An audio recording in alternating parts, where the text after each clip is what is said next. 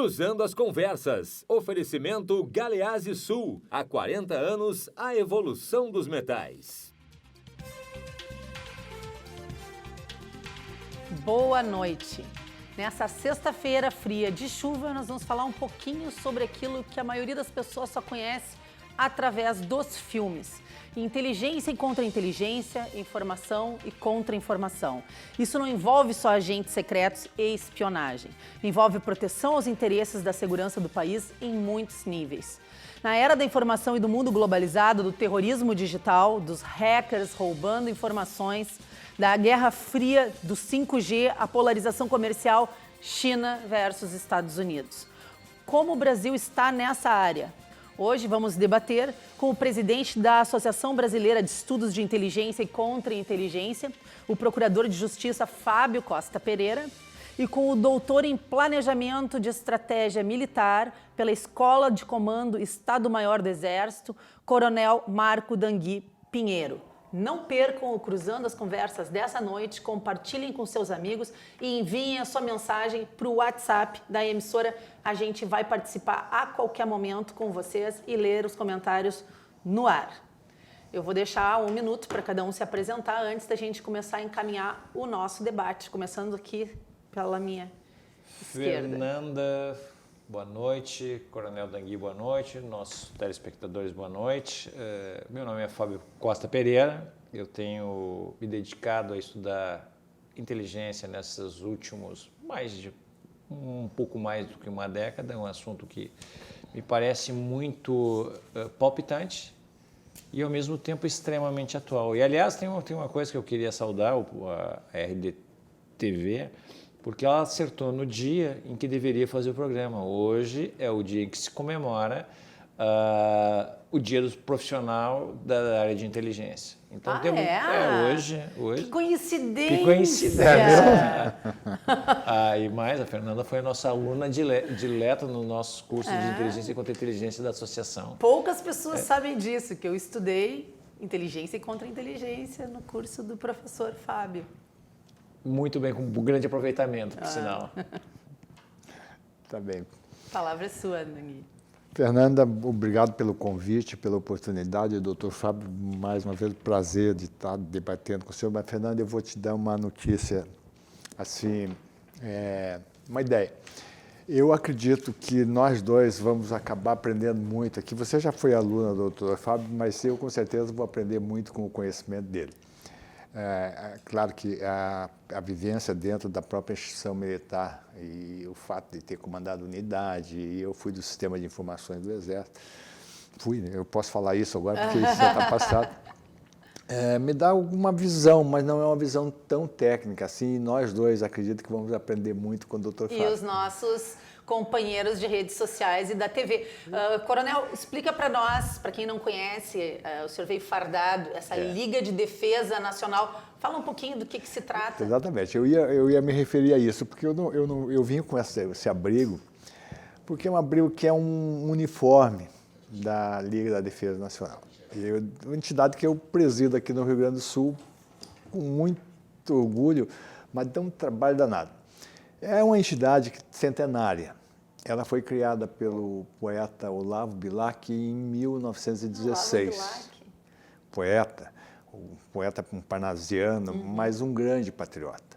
Aliás, ele é o responsável pelo serviço militar obrigatório que existe no Brasil, que é um instrumento que acaba levando a Força Armada Brasileira entre as 10, 12 maiores do mundo, exatamente explicado pelo contingente de reservista que nós temos. E é o serviço militar obrigatório, e ele, um poeta, viu isso e que gerou o serviço militar obrigatório, e ele é o patrono do serviço militar obrigatório. Mas os parnasianos gostavam muito de ordem, né, Coronel? Claro, bem debatido. Sentido. E ele criou a Liga da Defesa Nacional num ambiente da eclosão da Primeira Guerra Mundial.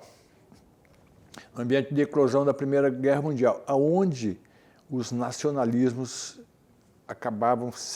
estavam se fortalecendo e se fortaleceram muito, a exemplo do que veio ocorrer posteriormente de uma forma distorcida e exacerbada com a própria Alemanha nazista, o fascismo italiano. Então, ele, nesse período, ele viu a necessidade de motivar os brasileiros todos para duas grandes forças que geram a união, as forças internas de uma sociedade como a brasileira: patriotismo e civismo.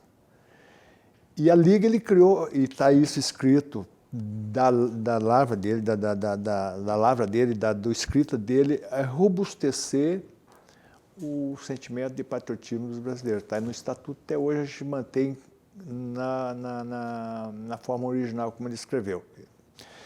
E a ideia é exatamente essa: a Liga tem a intenção de provocar, de estimular, de gerar ou despertar nos brasileiros o sentimento de patriotismo.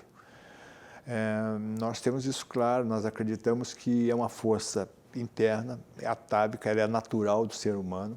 A ideia de pertencimento e da defesa, a defesa no bom sentido, que as pessoas fazem dos seus valores, da sua história, da sua cultura. Que belo discurso isso na véspera do 7 de setembro, né? Quando a gente resgata todos esses valores, símbolos nacionais e os valores de patriotismo, né? Tão necessários para qualquer nação que se queira desenvolvida, né, Coronel?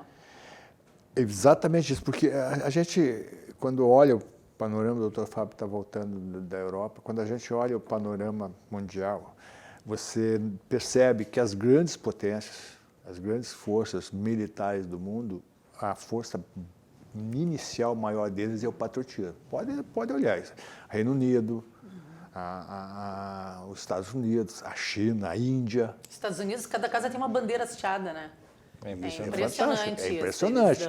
E tem gente que critica. Eu morro de inveja. Eu queria que isso acontecesse aqui no Brasil, que nós pegássemos o nosso símbolo maior, que é a bandeira nacional, e que a gente tivesse ele mais extraordinário. Aliás, eu tenho um projeto aqui para Porto Alegre, eu fiz uma declaração, tivemos uma sessão solene ontem na Câmara de Vereadores, e eu lancei isso para os vereadores, da gente criar um mastro, criar uma estrutura para uma bandeira nacional aqui em Porto Alegre. Aqui é o começo do Brasil.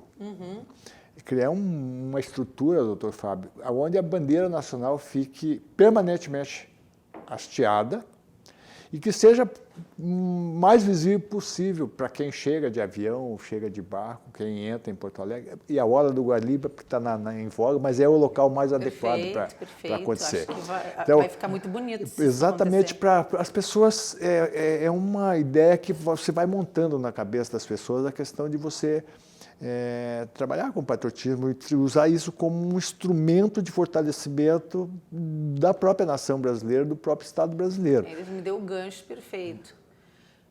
Outro instrumento de fortalecimento da própria nação brasileira é tu ter um serviço de inteligência e contra-inteligência estruturado, treinado, equipado e valorizado.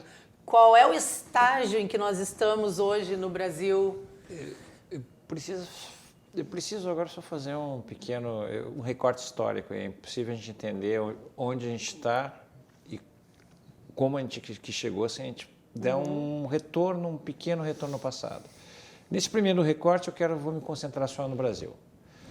Quando começa o final dos regimes militares, isso nós estamos falando lá pelo final da década de 80, 88, 89, se começou uma histeria coletiva, no sentido de que os serviços de informações, até então, os serviços de inteligência no Brasil se chamavam serviços de informações, eles não poderiam conviver com essa democracia que nós estávamos criando. SNI, na época, Serviço Nacional de Informações, que foi criado na década de 60, durante os regimes militares, que funcionava muito bem, por sinal. Ele tinha uma capacidade, uma capilaridade, uma integração, uma interoperabilidade invejável. Diga-se o que disser da utilização como instrumento político, não é isso que está em questão. O que está em questão é que ele funcionava muito bem. Bom, eis que assume Fernando Collor de Mello e como sua grande proposta inicial era a extinção do serviço. Era pura e simplesmente extinção do SNI.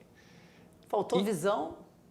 Não faltou visão, na verdade, me parece que tenha sido deliberado. Foi uma ação deliberada no sentido de fim do Serviço Nacional de Informações, sem saber o certo que colocaria no seu lugar, e pior ainda, não prevendo as consequências do que isso traria para a nação.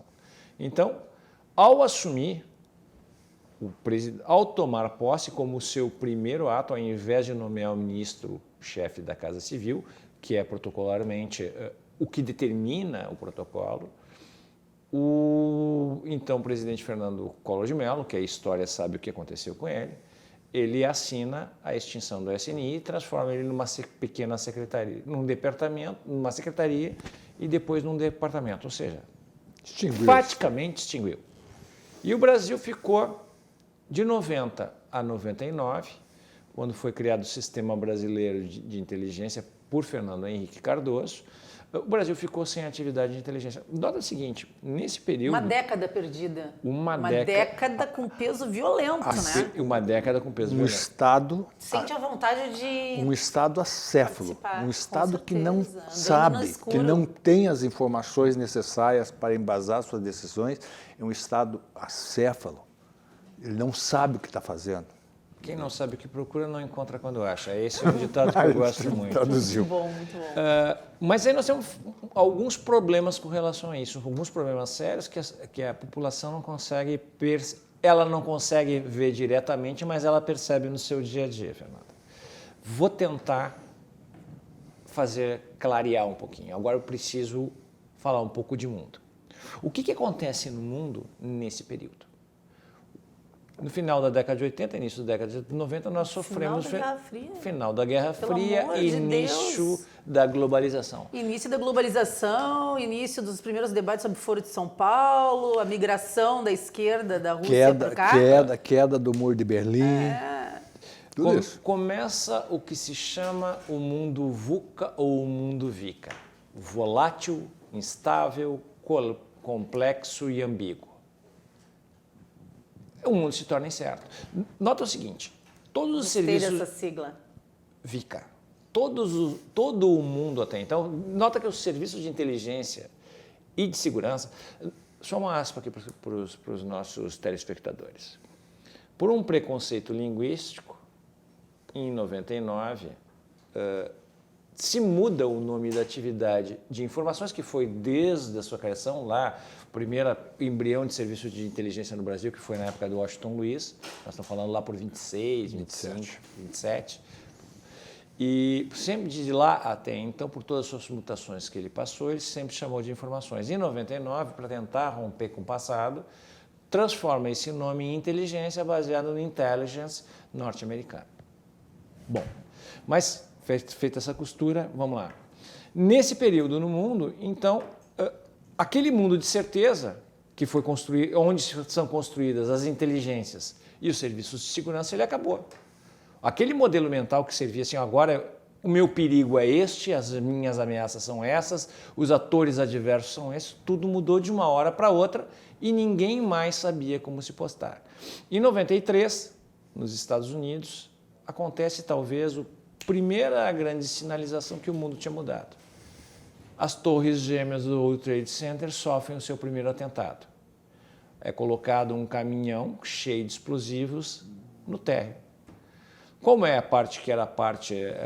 o térreo é a parte onde concentra a maior estrutura. Nós não estamos falando do atentado aqui não, de nós estamos falando de 93. 93, o que foi feito embaixo no subterrâneo. Não teve sucesso. Mas a partir daquele momento o pessoal... Peraí, alguma coisa está diferente. Porque estes terroristas que estão aqui, eles não são aqueles terroristas que correspondiam à década de 60, 70, com ideações políticas e ideológicas. Nós estamos falando agora de um terrorista fundamentalista baseado em religião. O crime organizado, aproveitando essas brechas que a globalização permitiu, começou a se organizou e no jargão policial começa a se emendar com o terrorismo. O que acontece no Brasil? No Brasil acontece de forma diametralmente oposta, a gente não se dá conta de nada. se tornou feio proibir, o exercício da autoridade se tornou como se fosse um palavrão. E neste período, a criminalidade no país começa a explodir. Começa a explodir. Bom, eis que chega o famoso 11 de setembro de 2001. Aqueles que não tinham se acordado no mundo afora, que o mundo tinha mudado, sofreram pênalti. Ali foi meio como Nostradamus disse, acabou o mundo que a gente conhecia. Acabou o mundo que a gente... Eu acho que até os historiadores no futuro vão olhar para trás, eu acho até que eles vão redefinir o nome da era a partir daquele momento, porque tudo mudou. Mark Danner, que é um escritor da área de inteligência norte-americana que eu gosto bastante, ele disse, foi o dia que mudou o nosso mundo interconectado. Mudou tudo. O que isso mudou para o Brasil? Nada. Aí é que está. O Brasil não aprendeu com as lições passadas. Aquele nosso sistema de inteligência recém-criado, interessante sistema de inteligência recém-criado, o sistema brasileiro de inteligência, baseado... A hora que eu fizer um contraponto com o senhor, pode fazer. Eu vou voltar esse ponto.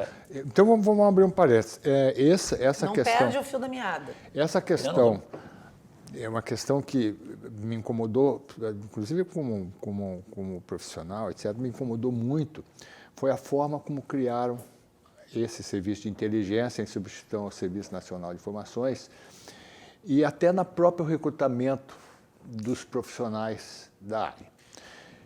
E talvez seja o único serviço de informações do mundo onde os profissionais que operam o sistema são recrutados através de um sistema de concurso público. Tu tá pulando na minha segunda pergunta. Mas não, só para dizer... Só para vocês saberem que eu coloquei aqui, ó. O Brasil é o único... Uma pergunta que eu ia fazer para vocês. Se o Brasil era o único país do mundo que publica o nome e o CPF dos agentes que passam no concurso no Diário Oficial da União... Não, pelo amor de Deus, Fernando, eu acho que até depois dizer que o cara é um agente...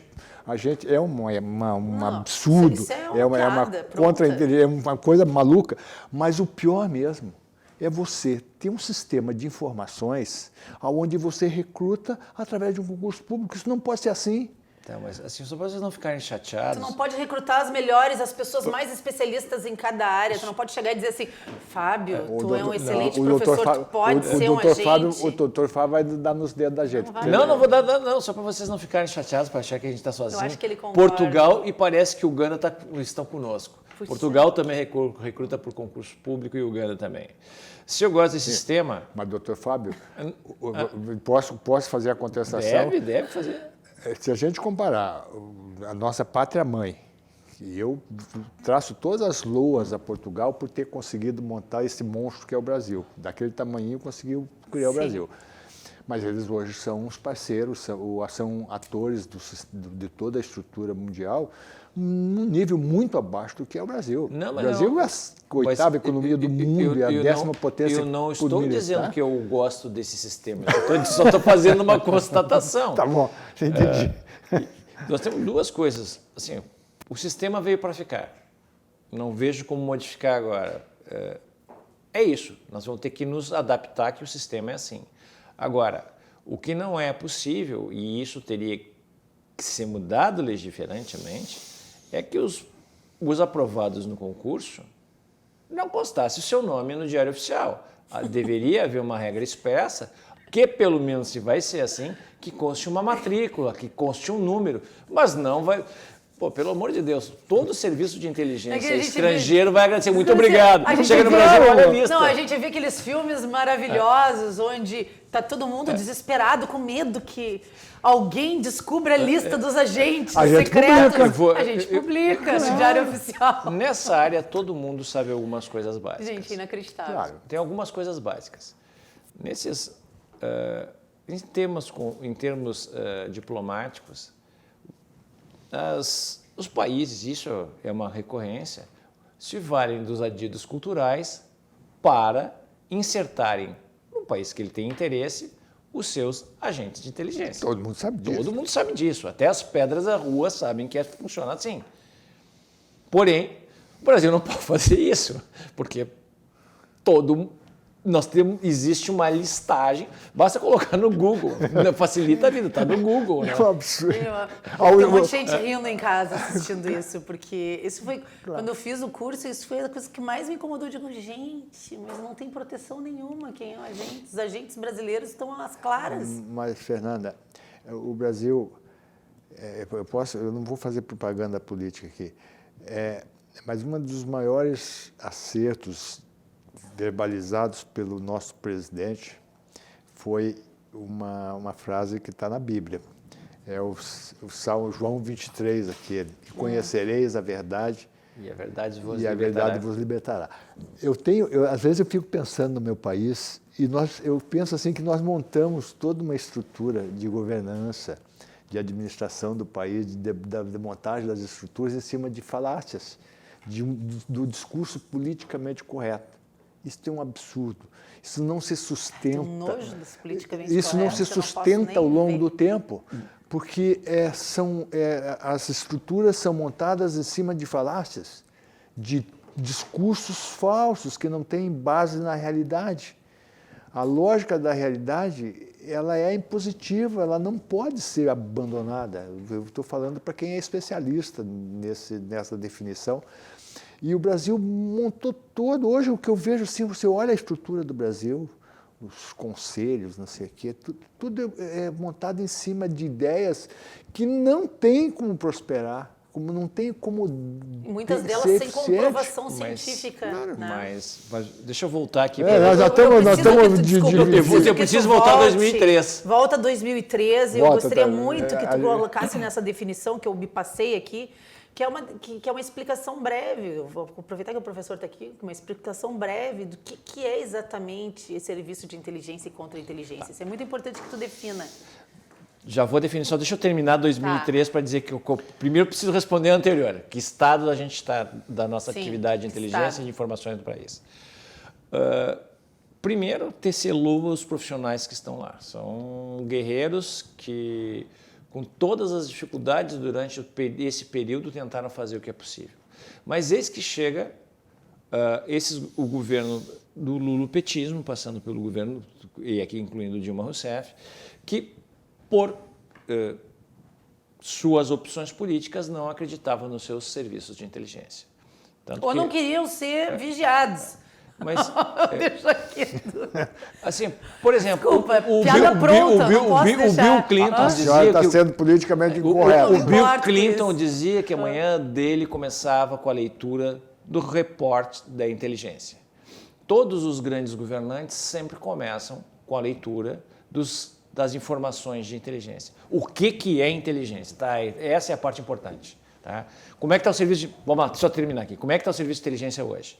Depois de um período de descrédito, porque os usuários maiores do sistema, que seriam os grandes governantes, não terem muita credibilidade no produto e nem na qualidade, ele começa a retomar, quando assume o Michel Temer, começa a retomar a sua importância e hoje me parece que está havendo uma reestruturação e ressignificação do serviço e dos serviços de inteligência no país. Porque é uma necessidade. Sim. Porque os desafios, ameaças que estão no universo externo e no universo interno são enormes. Eu não preciso dizer que a questão da nossa disputa com players internacionais, vamos lá, hoje, em voga hoje é a França, e nós temos que entender o que está por trás, que não é só a Amazônia, são disputas comerciais acirradas. Nós vamos entrar nesse nós temos tema problemas depois. Problemas com a China, problemas com a Rússia, enfim, problemas com a Venezuela, problema com grandes players que têm interesses econômicos e com interesses políticos antagônicos aos nossos. Internamente, nós temos problema de corrupção, nós temos problema de uma criminalidade desenfreada, nós temos um problema de organizações criminosas violentas e não violentas que aterrorizam a vida de todos os brasileiros. Então, posso acrescentar talvez o maior antagonismo que a gente tenha internamente, e eu não quero entrar nas suas definições, o senhor fala com absoluto conhecimento de causa, eu vejo os antagonismos ideológicos que se criaram dentro do país.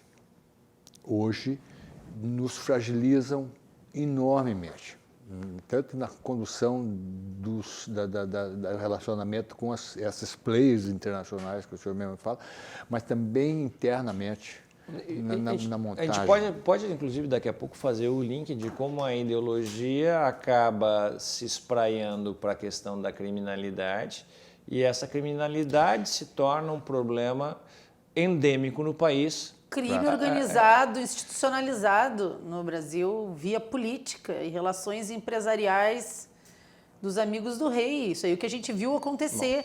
E eu não consigo imaginar um outro país que tivesse tão vendado para tanta coisa que estava acontecendo embaixo das barbas, como a gente costuma dizer. Mas eu ainda não dei definição do que é inteligência. Por favor, continue. Mas vocês podem perceber que a parte interessante do programa é justamente isso. É a capacidade que se tem de, dentro de um mesmo assunto, se ter muitos vieses, e isso acaba enriquecendo. Mas inteligência ou informações, ela é uma atividade prevalentemente de Estado, cujo objetivo é produzir um produto chamado conhecimento, que é para atravessar os fogues da incerteza do futuro. Então, todo tomador de decisão, não importa se seja no universo privado ou no universo público, ele vai ter que escolher dentre muitas hipóteses e muitos caminhos a seguir o que seja melhor.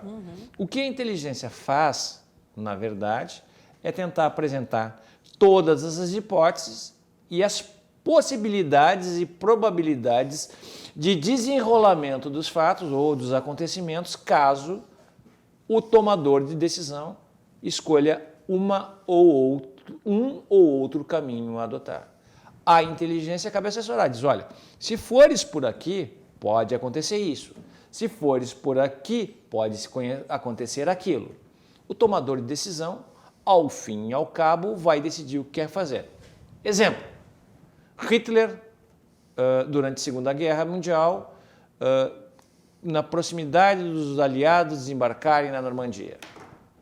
Os seus grandes oficiais diziam, não será em Pas-de-Calais, será na região onde nós temos poucos bunkers. O que Hitler fez? Acreditou que se fosse Pas-de-Calais. Isso foi extremamente importante para o esforço aliado no desembarque com sucesso. Ao fim e ao cabo, a inteligência assessora. E o tomador de decisão vai definir os rumos a seguir. Certo ou errado, ele arcará com o ônus disso. O que faz a contra-inteligência? Uma coisa é produzir conhecimento. É legal. Tu produz informação. Só que tu precisa proteger isso. Tu precisa proteger as informações, os conhecimentos sensíveis, os teus agentes, os teus ativos. Isso cabe à contra-inteligência.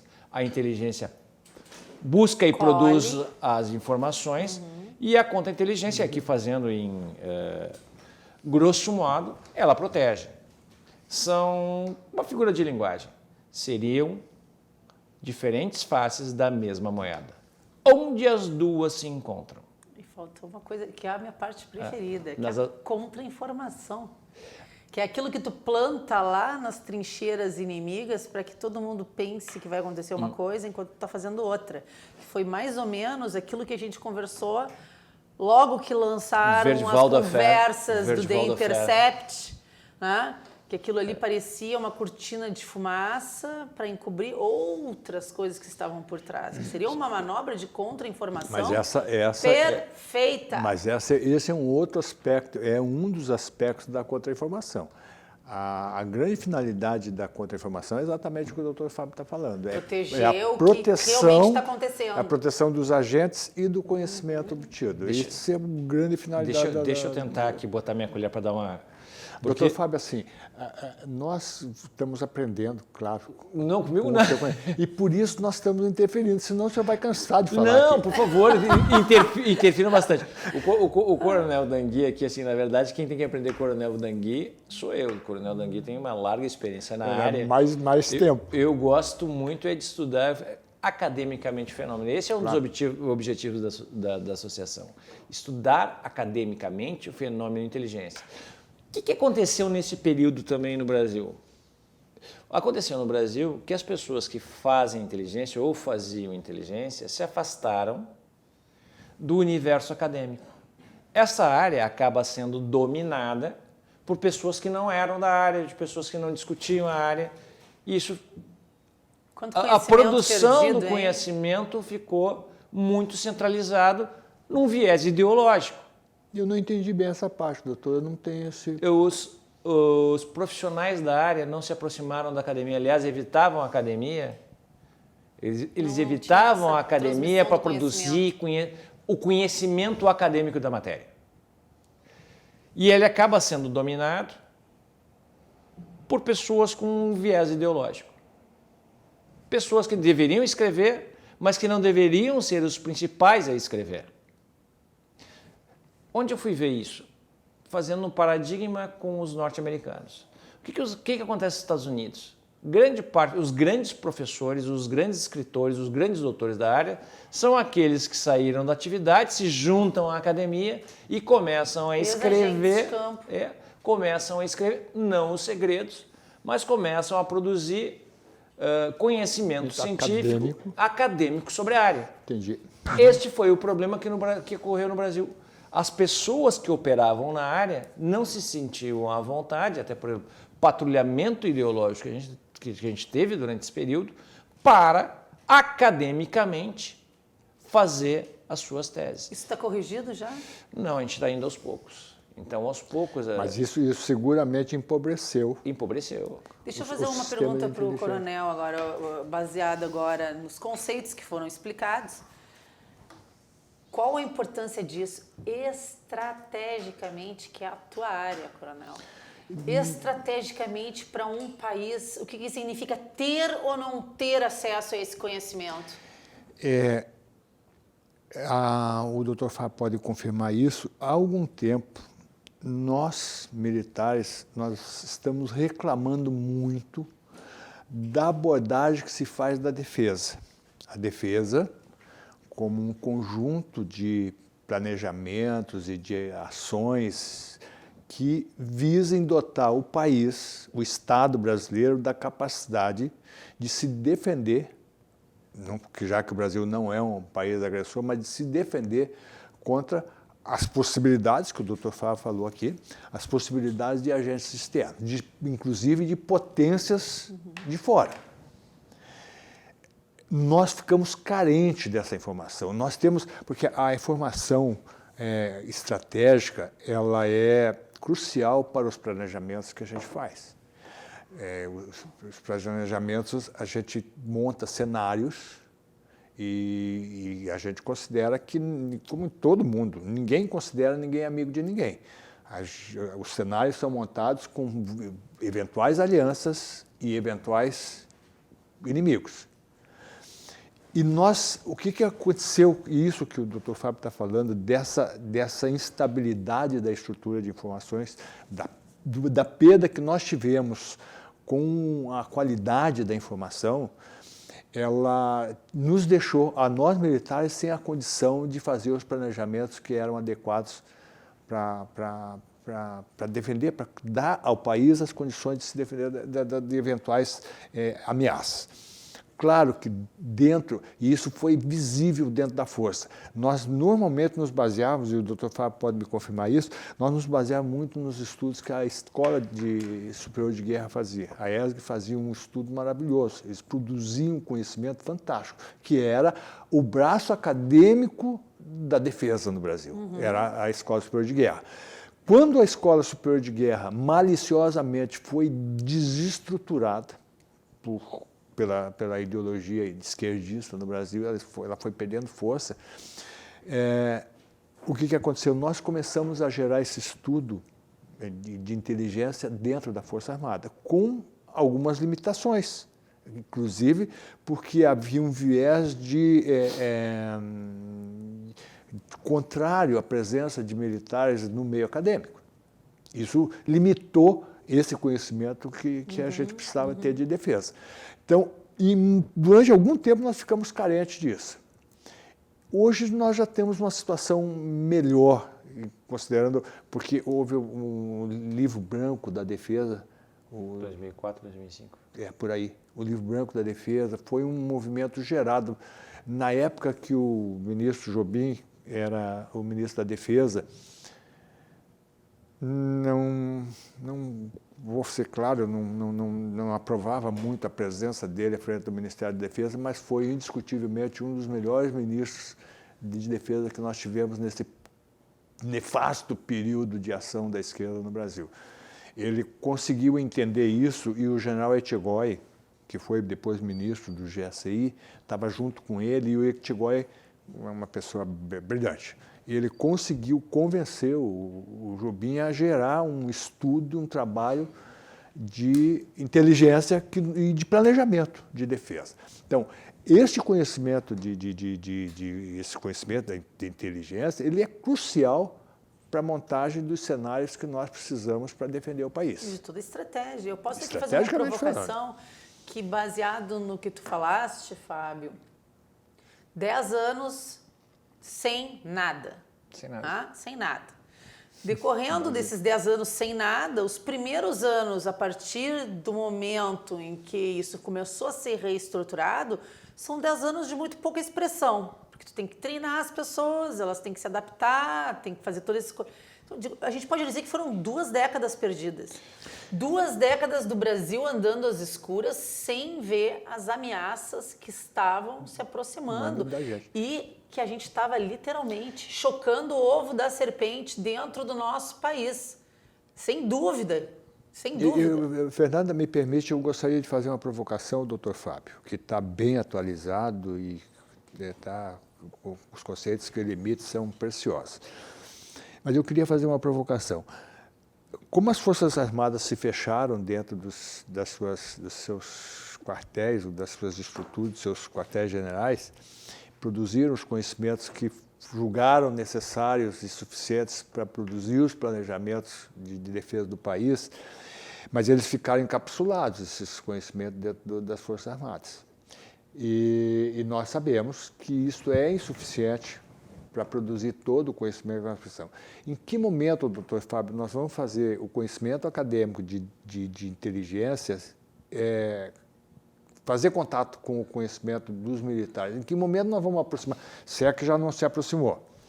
Eu já vi alguns movimentos nesse sentido. Mas em que momento que nós vamos conjugar o trabalho dos militares?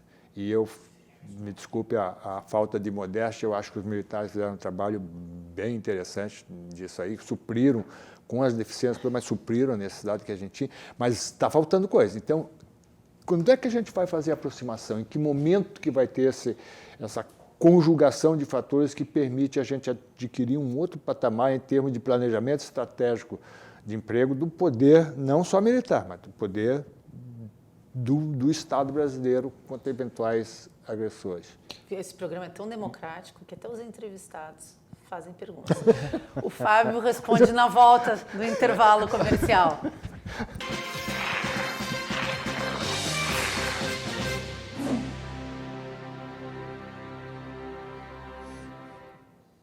Voltando agora nesse segundo bloco, no Cruzando as Conversas especial sobre inteligência e contra-inteligência. Em que pé que o Brasil está nesse sentido? No oferecimento Galeazzi Sul, há 40 anos, a excelência dos metais. Eu vou ler aqui algumas participações dos nossos acompanhantes internauticos, né? Suzane Klein, sempre assistindo o programa, boa noite para ti também. Andréa Weber, excelente tema hoje, mais do que nunca. Adriana Barcelos, parabéns pelo programa, está ótimo. Leandro Córdova, Fernanda Bart, boa noite, através de ti, boa noite aos dois debatedores, em especial ao amigo Fábio Ninja. Um abraço. Depois a gente tem que saber, explique-se. Porque eu e Fábio Ninja. Tá? O João Antônio de la Rosa, dos Santos, ótimo programa. Gustavo Beyer, parabéns pelo tema. Isabel Martinelli, excelente tema. Ieda, parabéns aos palestrantes, dominam o assunto com excelência. Parabéns pelo programa do Marco Balinhas, abraço ao amigo Fábio. Graça Garcia, parabenizando pelo programa. Felipe Rodrigues, parabéns aos debatedores, tema muito elucidativo. Gustavo Arossi, excelente programa de hoje. A Luzinete diz, tema importante com meu amigo Fábio Costa, quem admiro muito, pois tem um conhecimento extraordinário sobre o serviço de inteligência do Brasil e do mundo. Railton Cardoso, parabéns pelo programa, exatamente no dia do profissional da inteligência. Eu juro que foi sem querer. Há controvérsias, mas tudo bem. Mônica Okada sempre nos acompanhando. Um beijão para a senhora. A sua audiência nos engrandece. Dani Casconeto, Coronel Dangui, Cavalariano e Comandos, o melhor, hein? Davi Brocanelli, top. E Antônio Roberto Vinge, mais do que um mero desmonte da inteligência, o projeto da contra-informação tinha por meta um populismo doutrinário. E nós aqui, sem ver nada chegando, né? Lembra da pergunta que o coronel te fez? Lembro da pergunta, quando a academia se encontrará e se reconciliará com o mundo militar? Basicamente isso, né, coronel? Exatamente isso. Mas eu adoro fazer pequenas costuras históricas. A gente tem que entender que nesse período que o país ficou acéfalo de atividade de informações e depois quando passou a ter atividade de informações, os seus maiores usuários desconfiavam do sistema, isso produziu alguns efeitos objetivos, que é, num primeiro momento, não se ter informações nenhuma, e num segundo momento, o enclausuramento das instituições produzindo informações, ainda que os outros não soubessem, tentando se organizar para tentar fazer o melhor possível dentro do seu espaço. O efeito subjetivo disso é que as instituições passaram a se desconfiar. Então, nós não tivemos nesse período o que é fundamental na atividade, que é a interação, a integração e a interoperabilidade, claro, que é a capacidade de atuar conjuntamente, um superando as falhas dos outros. Talvez para mim seja esse o pior para-efeito de tudo que se enfrentou em matéria de informações nos últimos 30 anos. Terrível. Essa ausência de integração e a ausência de interoperabilidade foram um dos reflexos que acaba se constatando no pós-11 de setembro, quando se faz o que se chama de lições aprendidas. A ausência da integração, da confiança mútua, o que se chama de síndrome de secretismo, não se compartilha nada porque tudo é secreto. Isso acaba propiciando o cenário ideal para que aquele horror, o dia que mudou o nosso mundo interconectado, tivesse acontecido. No Brasil não foi diferente. Só que os nossos dias, o dia que mudou o nosso mundo são quase todos os dias. O morticínio que nós temos no Brasil é algo absurdo. Nós estamos falando de mais de 70 brasileiros que todos os dias são vítimas de morte violenta. É um Vietnã por ano, né? É um Vietnã por ano, é mais do que o Estado Islâmico conseguiu matar em 2 anos. No Brasil, a gente conseguiu matar muito mais do que eles. Então, a gente precisa entender que o pior dos para-efeitos é esse. Foi criar intestinamente o sistema pequenos nichos onde as pessoas desconfiavam entre si. Os grandes eventos tiveram um papel importante. Desculpa te interromper, mas eu fico pensando no paraíso que o Brasil não era nesses 20 anos quase sem inteligência para os nossos inimigos de todos os tipos. Porque eles deveriam conhecer e saber internacionalmente que nós estávamos absolutamente vulneráveis. Eu estou absolutamente convencido que Deus é brasileiro. Eu não tenho a menor dúvida. A gente teve muito mais Mas sorte tá de folga, do que juízo, né? Bom, agora sim. Eu preciso introduzir... Assim, eu vou lançar mais um veneno Mas eu preciso introduzir uns dessa temas mesa. aqui, senão vai acabar o programa e a gente não vai ter falado Eu não dessas respondi coisas. a pergunta do Não, ainda não. Mas eu vou já lançar mais um veneno aqui em cima. Até que ponto essa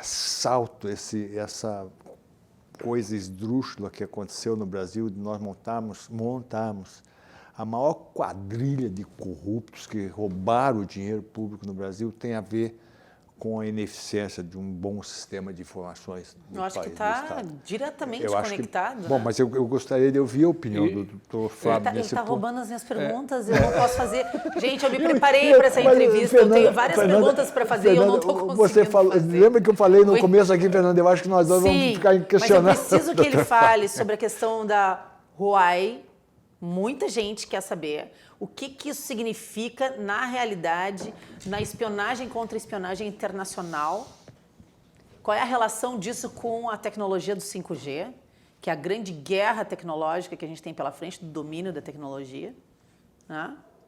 E se a gente está preparado para o terrorismo digital, por favor. Tá, vamos respondendo do Coronel Dangui, antes que eu não quero sair sem responder a pergunta.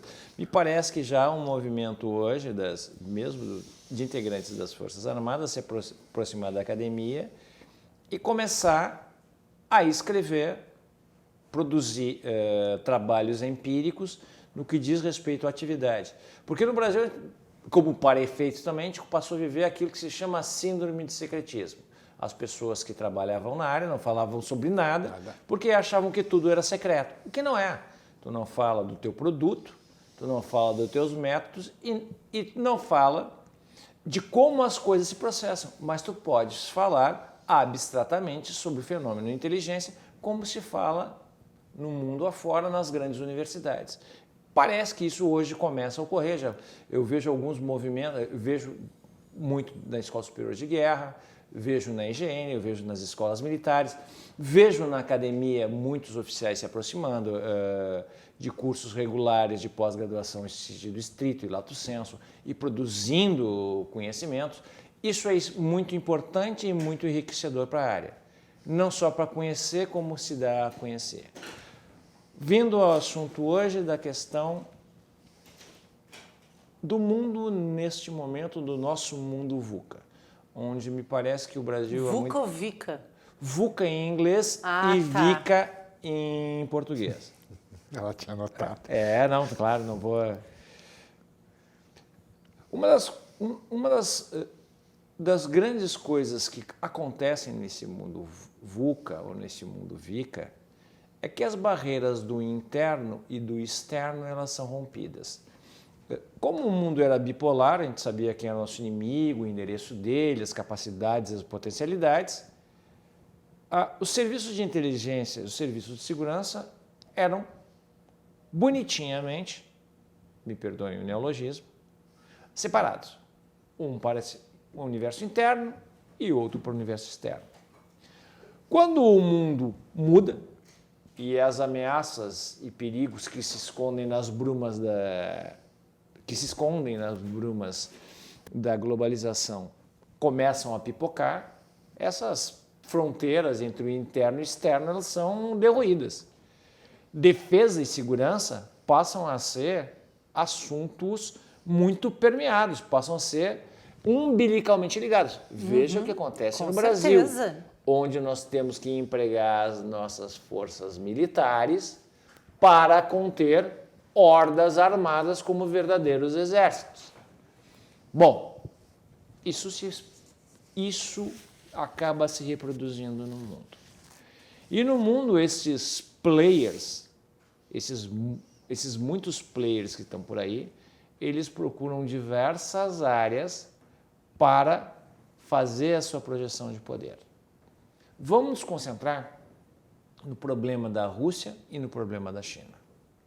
A China, marcadamente, ela muda a sua política geoestratégica para uma política que antes era muito mais soft, a partir só do comércio, e parte para uma política geoestratégica muito mais, entre aspas, por favor, agressiva. O orçamento militar da China, nos últimos 10 anos, cresceu 150%. A China passa no que Chen Xiaoping falava sobre One Belt, One Road, a reprodução da antiga rota da seda. A China começa a fazer uma grande expansão mundial. Compra verdadeiras extensões na África para a plantação de alimentos e começa a comprar no mundo inteiro infraestruturas críticas. E minérios. Portos, setor de energia e venda de telecomunicação. E a Huawei, ou seja lá, por favor, se quiserem me corrigir, não sei como é que é, passa a utilizar nessa sua guerra, entre aspas, de se assomar de projeção de poder, e porque tem uma excelente tecnologia e é um preço bastante competitivo, ela passa a ganhar ela passa a ganhar grande parte das licitações do mundo afora. Agora, quem controla as comunicações sabe o que os outros estão falando. Quem controla os portos, controla o comércio. Quem controla a energia, controla a produção. A China tem um serviço de espionagem. Muito bom. Do quê? Claro. Tem nome. Maravilhoso. Maravilhoso, é muito bom. Gigantesco. Assim, Que eu saiba que eles são especialistas em pirataria e roubo de ideias industriais. Mas Isso a gente já sabe há muito tempo. Mas eles já passaram dessa fase. Eles já produzem. Eles já produzem. Então existe de fato Todos os países uma têm. possibilidade dessa empresa ser realmente uma coletora de informações para o governo chinês? Indiscutível. Indiscutivelmente. Indiscutível. Porque a China, e me corrija se eu estiver errado, a China montou um sistema econômico diferente do resto do mundo. Porque ela usa a estrutura administrativa comunista, de centralização absoluta do poder no Estado. Mas usa de uma forma agressiva mesmo, no extremo. Concentra o poder, mas ela gera um capitalismo altamente competitivo no mundo todo. Os produtos dela vendem em qualquer lugar. Se você não colocar barreiras, eles destroem. Até porque não precisa se preocupar com questões ambientais, não precisa se preocupar com salarial, questões trabalhistas. Vocês lembram daqueles, tipo um pendrive que colocava do lado do computador, na época que a gente usava a internet, assim? O meu primeiro era Huawei. Pois é. Aí o que acontece? A China, todas as empresas que trabalham da China, a participação do governo é majoritária nessas empresas. As empresas, os empresários têm todo o direito, vão ganhar dinheiro pelo mundo inteiro. Mas o governo é sócio de tudo. E a Huawei? Ela não pode sonegar os dados que o governo entenda como estratégico para eles, inclusive questão de comunicações. Mas a gente não pode esquecer também que tem um outro player que, marcadamente após a saída dos Estados Unidos do Iraque, começa a crescer muito. A Rússia volta com o seu ideário expansionista. E a Rússia tem algumas coisas extremamente importantes para a sua projeção política. Principalmente os nossos hackers, nossos terroristas digitais. Também, mas assim, eles exportam terrorista digital. Eles têm uma indústria de defesa extremamente forte. O PIB deles não é um grande PIB, é um PIB do tamanho da Espanha, mas a Rússia investe em armas disruptivas, como, por exemplo, o míssil Mach 4, que ainda hoje, não sei, talvez agora já exista, mas até há pouco tempo não existia sistemas antimísseis capazes de detê-lo. E a Rússia tem a torneira. O que eu quero dizer com isso? O gás da Rússia abastece a Europa. Ela tem o poder de congelar a Europa no inverno. De parar se a quiser. Europa. Ela mantém a Europa refém por causa do fornecimento também de petróleo, mas muito mais do gás. Mas a Rússia, ela tem um outro fator importante na projeção de poder. Quando houve a desintegração da União Soviética, a velha Rússia se manifestou. Ela manobrava, ela usou o sistema todo a favor da velha Rússia. Né?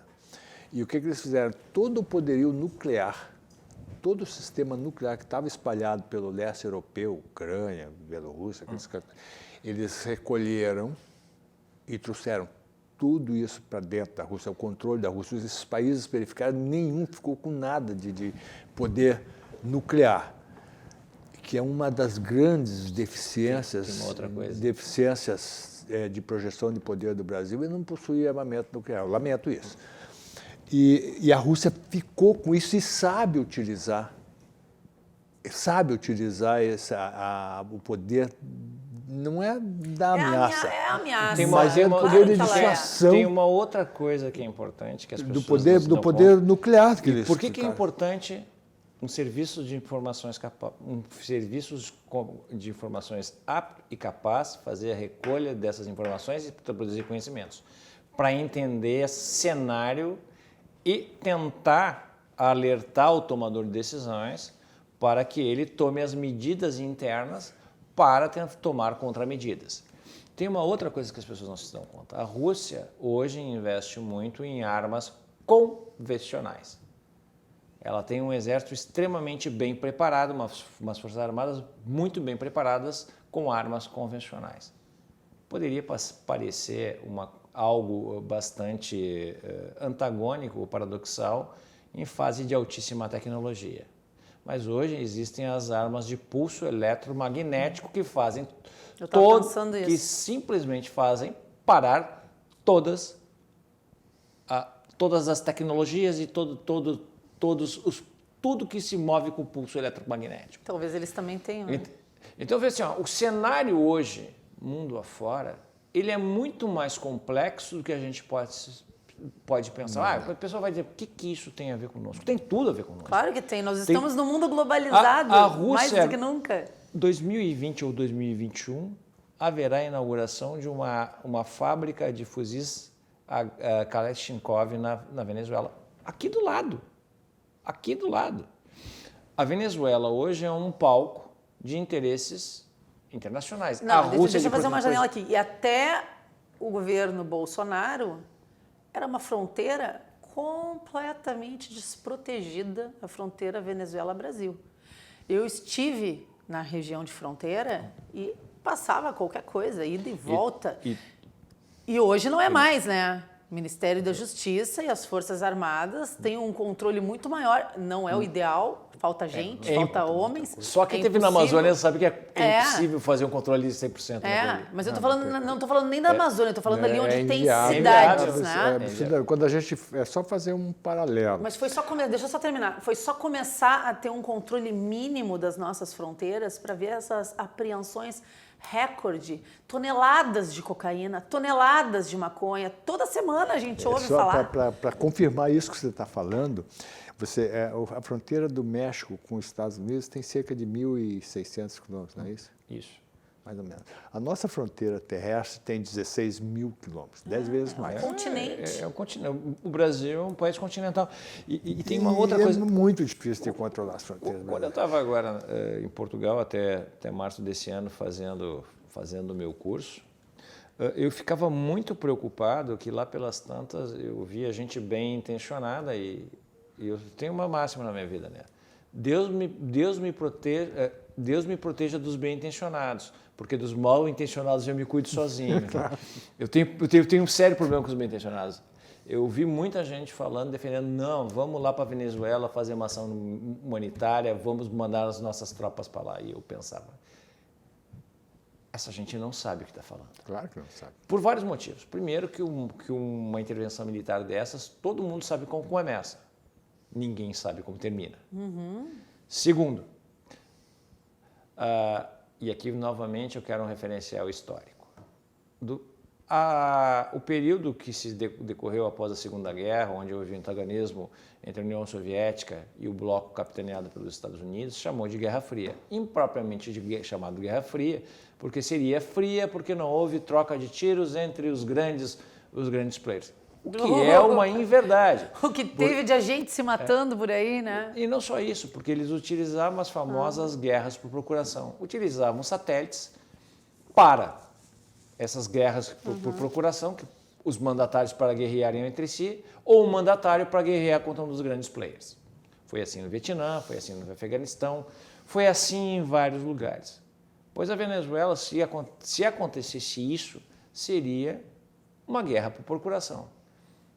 A Venezuela teria o suporte da Rússia, muito possivelmente da China, e o Brasil dos Estados Unidos. Era tudo que, em termos geopolíticos, se poderia querer. Ver como é que nós estamos neste momento histórico, para ver como estão os nossos pesos geopolíticos e o nosso peso militar. Então, seria uma insanidade. Exato. Agora, o que é importante de tudo isso? Lições aprendidas. O que é importante de tudo isso é que grande parte das sinalizações para que essas coisas não venham a acontecer, elas saem do serviço de informações. É o serviço de informações que vai te dizer, olha, tem aquele país tal, está se movimentando dessa forma. Tal país tem interesse geoestratégico parecido com o nosso. O que aconteceu com o Brasil e Canadá na relação Bombardier com a Embraer? A Bombardier, isso está nas revelações do Greenwald sobre o Snowden. Eu preciso tocar nesse assunto, mas eu tenho que chamar o intervalo. Só deixa eu terminar aqui no Greenwald com o Snowden, em que ele diz que a Bombardier utilizou os dados secretos que foram capturados pelo sistema que os 5 olhos utilizavam, que é Canadá, Inglaterra, Austrália, Estados Unidos, África do Sul e Nova Zelândia. Então, os 5 olhos ele utilizava para guerra comercial. Então, a única coisa que não se pode ser neste mundo VICA que a gente vive é ser ingênuo. E cego, não pode. Chamar o intervalo e na volta eu vou fazer um pinga-fogo que eles vão ter que responder sim ou não. Senão a minha pauta já era. Já era.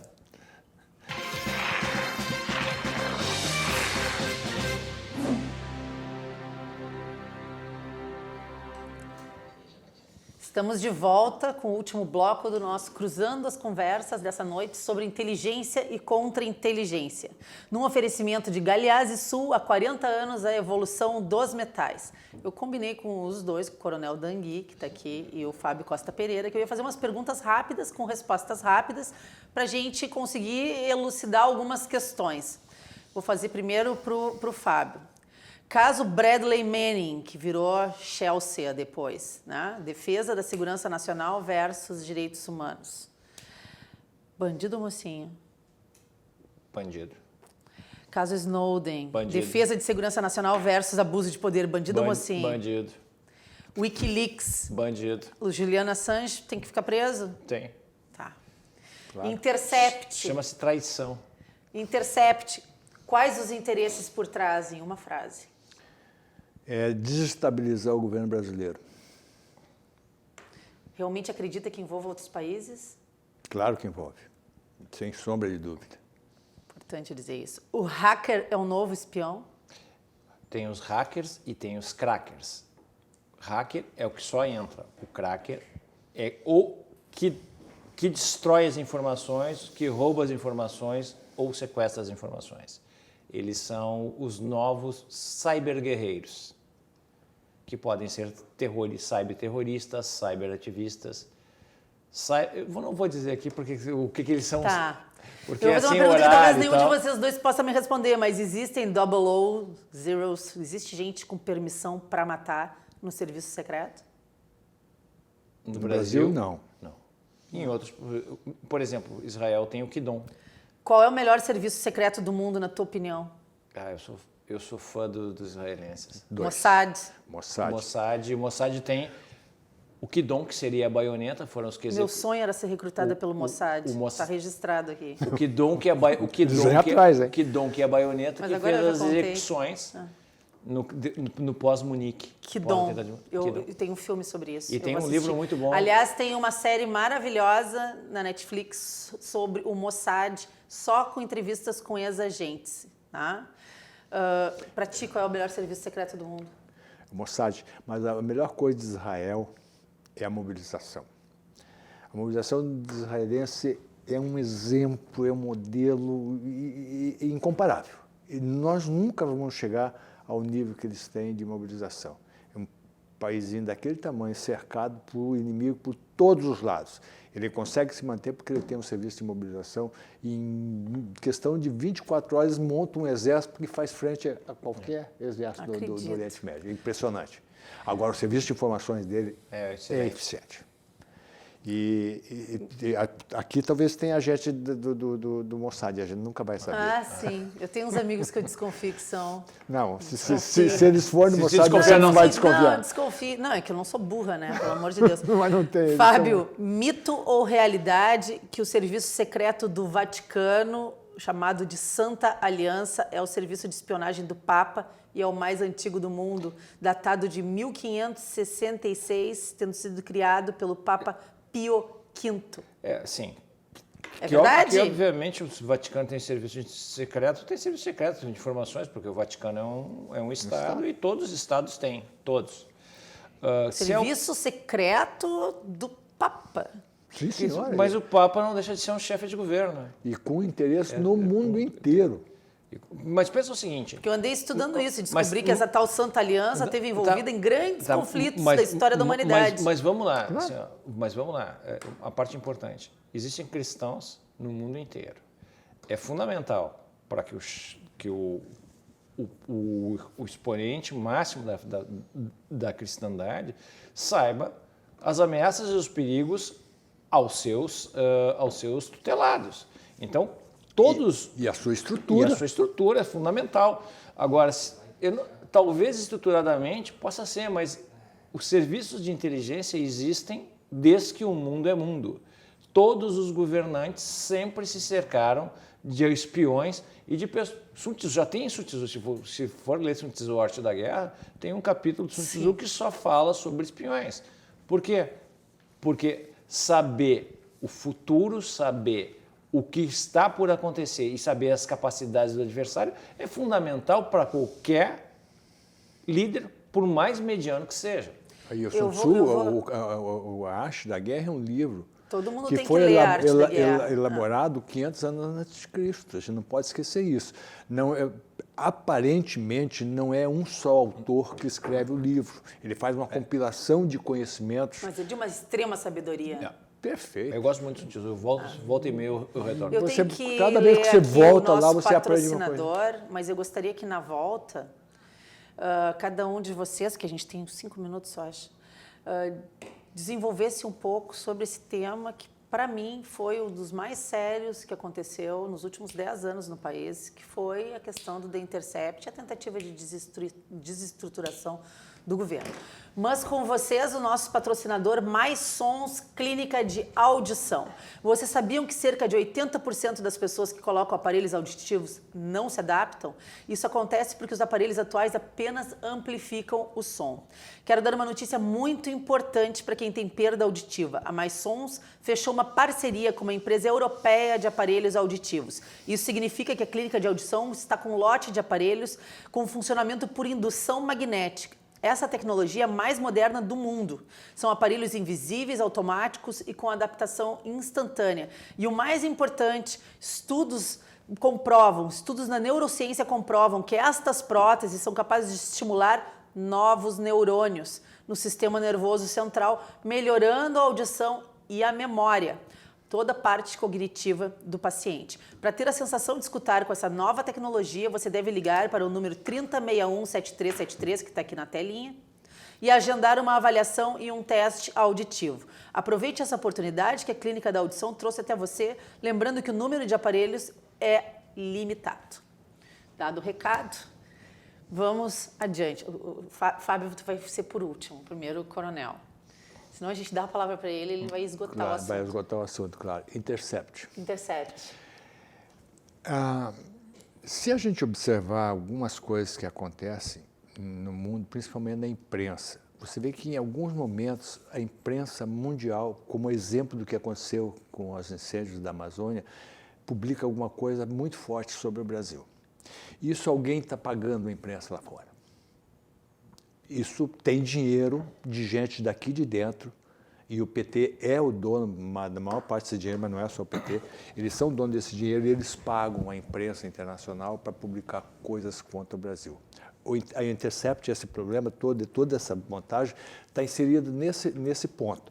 Eles pagaram agentes lá de fora para entrar nos telefones e bisbilhotar as comunicações individuais dos brasileiros, mas com um grande objetivo de desestabilizar e o foco era o Sérgio Moro. Também, o foco era o Sérgio, mas tem um outro detalhe aí. O foco era o Sérgio Moro, mas por decorrência também o presidente Bolsonaro. Mas, claro, eles querem desmoralizar, mas a questão central é a corrupção.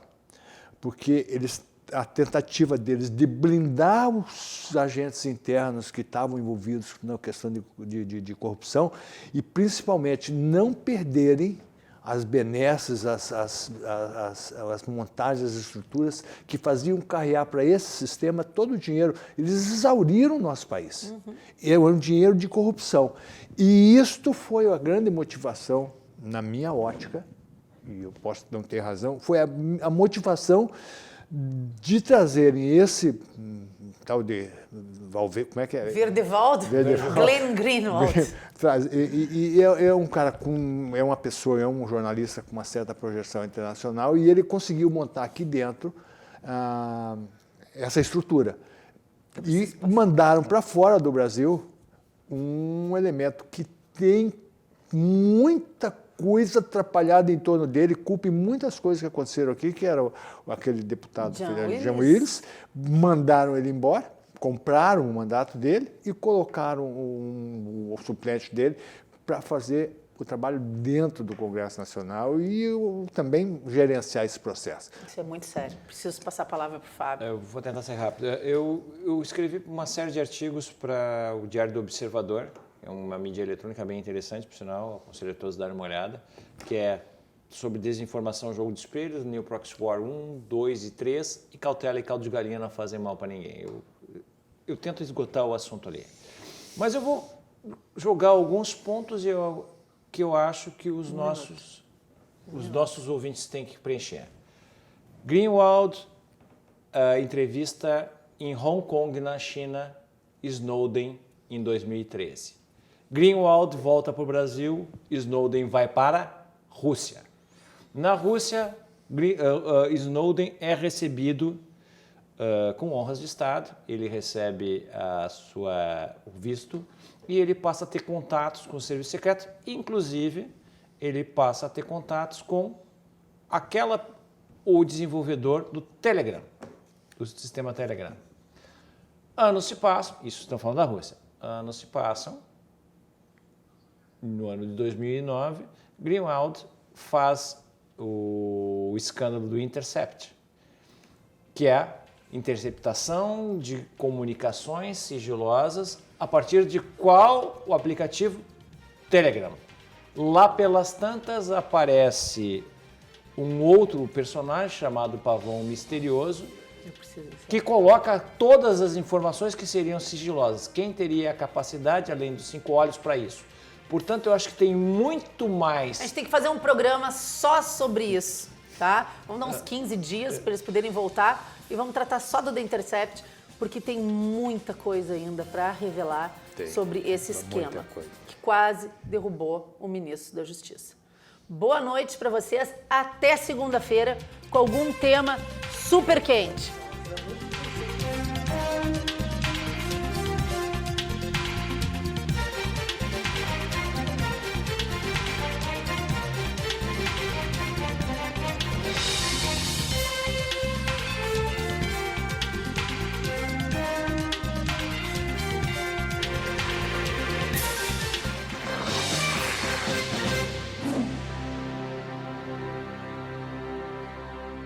Cruzando as Conversas. Oferecimento Galeazzi Sul. Há 40 anos, a evolução dos metais.